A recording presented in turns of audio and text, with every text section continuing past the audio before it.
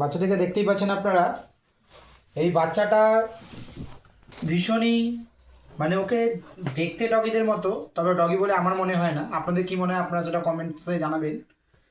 ওর এখন আমি anal grand করবো, তো তার আগে আমি ওর সাথে একটু কথা বলছি। দেখতেই পাচ্ছেন ও বারণ করছে আমাকে বারবার যে না করতে হবে না দাদা। হ্যাঁ, ব্রিড তো আপনাদের বলার অপেক্ষা রাখেন। আপনারা জানেন যে ল্যাবের 3 প্রকার যে ব্রিডের কোয়ালিটি আছে, তাদের মধ্যেও ল্যাবের 1 নম্বর কোয়ালিটিও আপনারা বুঝতেই পারছেন মুখ এবং এই দেখে। তো ভালো বাচ্চা আমি বলে থাকি, কিন্তু এটা ভীষণই দুষ্টু বাচ্চা।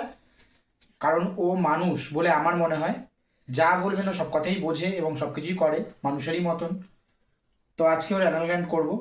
কীভাবে করব সেটা তো আপনারা আশা করি দেখবেনই, তাকিয়ে থাকবেন। এই দেখতে পাচ্ছেন, এটাই হচ্ছে অ্যানাল গ্ল্যান্ড, যেটা আমি ক্লিন করে দিয়েছি।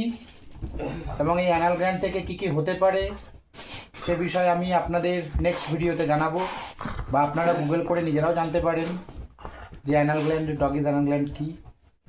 থ্যাংক ইউ, সঙ্গে থাকবেন, ভালো থাকবেন।